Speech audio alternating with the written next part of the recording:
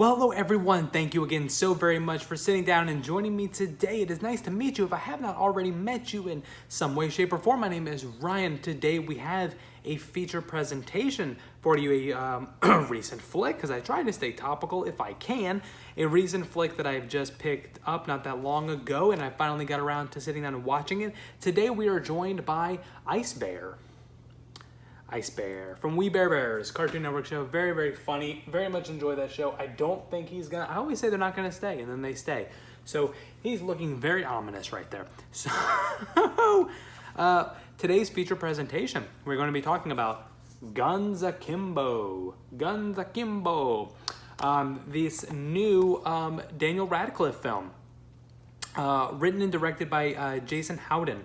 So this film, the basic plot is that Daniel Radcliffe plays Miles. He is a video game developer for a mobile video game, and he is somebody that obviously does not feel very fulfilled in his life, except when he is behind the keyboard.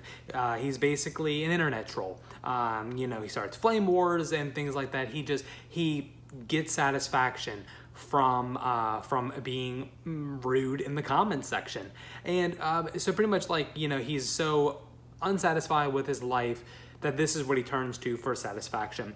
And one of the things that's going on in this world is basically a real life Street Fighter, real life Streets of Rage type of scenario with a real life video game. It's a live streamed sporting event, I guess you could really say, called Schism, where it is two criminals, two psychopaths are pitted against each other and they fight to the death. And it is live streamed and watched by millions of people.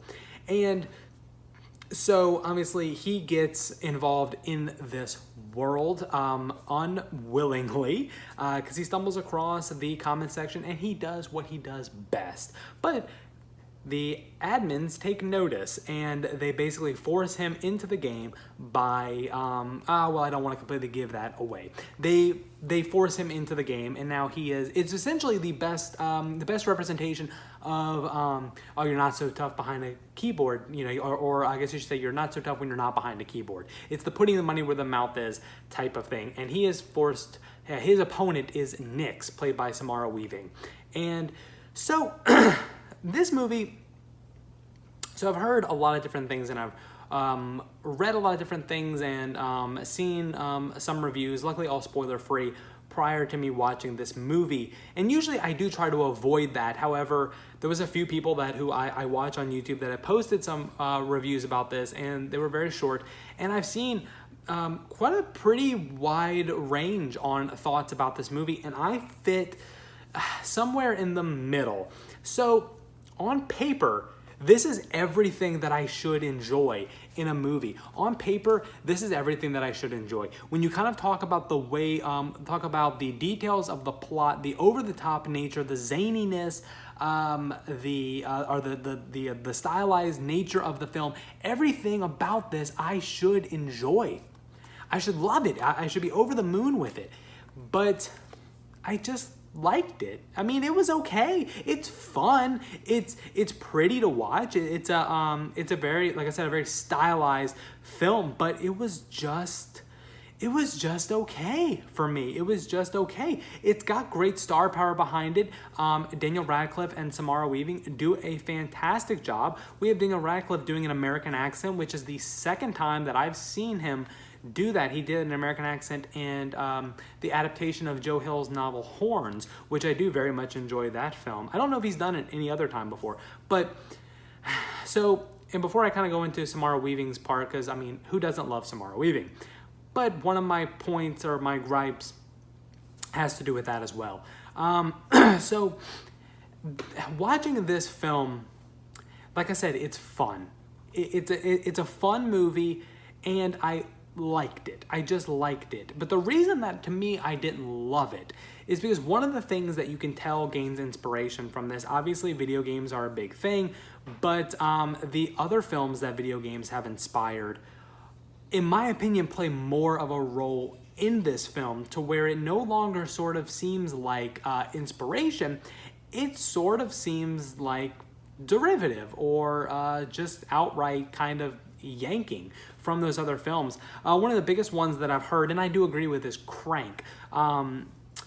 Crank, I used to have that film, and I need to get it because I do enjoy Crank, but it was many, many years ago. It does feel like Crank because the fact that it is so fast, and that's one thing that maybe I wouldn't enjoy Crank as much nowadays, because in this movie I feel so old saying this, but the speed of the movie was one of the things that made it less enjoyable for me because of the fact that everything is moving around too fast, and I'm not a big fan of the camera work in this. The camera work is just, it's pretty fast, a little shaky. They got these weird like little 360 camera spins that I'm not too crazy about, but in my opinion, so it's got the speed of Crank, right? But there are two movies that to me, and I didn't pull them out, I should have, but two movies to me that I feel this movie is taking so much more from than Crank. I've heard Hardcore Henry, but I haven't seen that film, so I can't speak on that.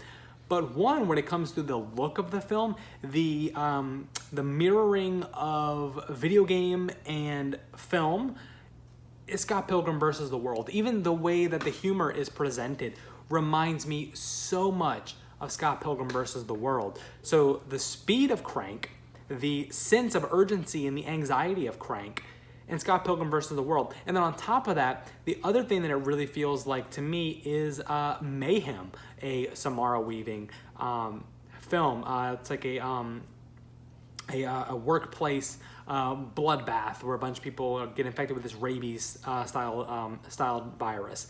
And Mayhem is very much over the top, enjoyable, fun, fast, but Mayhem is done so well. And so a lot of these things that I liked in like Crank when I watched them many years ago, and Mayhem, which I've watched recently, I really enjoyed those films.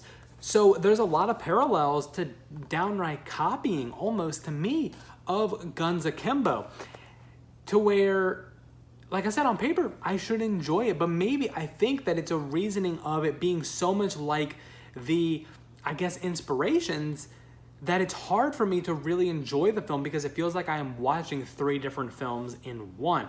Down to the point to where Samara Weaving's character of Nyx is very similar. I can't remember her name, but very, very similar to her character in Mayhem. I mean, almost identical in nature, not in look, but in nature. But, and so a lot of the things that I enjoy about this film are the same things that I enjoyed in the other films. The way the humor is very reminiscent of a lot of things in Scott Pilgrim versus the World, especially in the way that it is portrayed, and a lot of the over-the-top violence is done just like in Mayhem. I don't think it's 100% because I really do like how a lot of the gunshots are done very much like a video game with the way that the blood bursts. It's very much like a video game, so I do enjoy that. The plot or different reveals, you can see it coming as soon as it's set up. So the story, there's not a lot of story to this. But I think, though, this movie was fun. And it's hard for me to really tell if it is so much that, you know, that I have more critiques about this movie, or maybe I just was not in the right headspace to watch this movie, because this is not going to be a movie that can pull you in, that can get you involved in this movie. No, I mean, it's a quick, you know, it's a quick Pulp Fiction shot in the heart of adrenaline. And so it's definitely an experience, and it's one that I am keeping. I am keeping this on the shelf because I'm so interested in revisiting this down the line, and knowing how this film is and kind of knowing my opinions on it to see if, one, I enjoy the film more, or if my opinions change, if maybe I see more Guns Akimbo than I do the other films that I could not see in the films. One of the best parts in here is obviously Rhys Darby's little cameo appearance. It's not just like one little, it's a bit character, but he appears a few times. Absolutely fantastic. He was the best part. He's very, very funny. Like I said, everybody does a great job. It's fun. It's a very fun movie, but it's the fact that I'm just having such a hard time putting these other, or taking these other movies that I can see out of the equation. It makes it harder for me to fully enjoy the film. And again, because of how the movie is, it is just a, you know, it's just a shot of adrenaline. It's meant to be enjoyed and just kind of consumed, or actually not really consumed, I guess let it consume you in a way, because there's nothing to chew on this movie. It's just meant to be fun, and it is fun. But again, it's hard to take it away, or take it out of the equation of what you're seeing mixed in with it, and sort of enjoy it for itself. So maybe possibly it's one that I wasn't in the right headspace for, so that's why I'm definitely keeping Guns Akimbo, in order to see if down the line, one, my opinions change, or two, knowing how this is, if that will help me enjoy it even more, because there are things in this that I do enjoy, and I do recommend this as being a fun movie.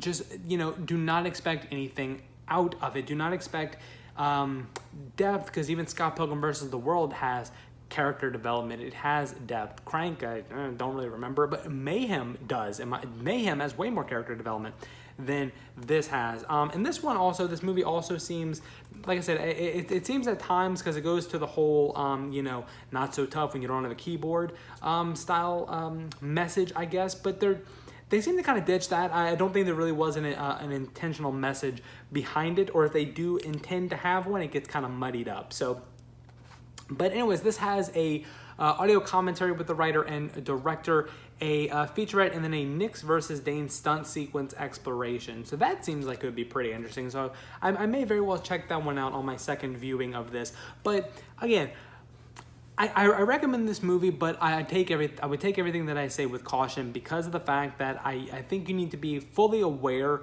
of what you're going to get and what you're not going to get when it comes to this movie. And then possibly, you know, if you've seen those other films before and you see Guns Akimbo, leave a comment down below, because am I looking too much into it, or is it one of those things where it's difficult to unsee the movies that it seems to kind of be taking from, to where it just seems like you're watching three movies together that they're trying to put their own story on top of. So guys, thank you very much for sitting down and watching today's feature presentation. I hope you enjoyed it. If you did, be sure to hit the like button, hit the subscribe button for more additional content.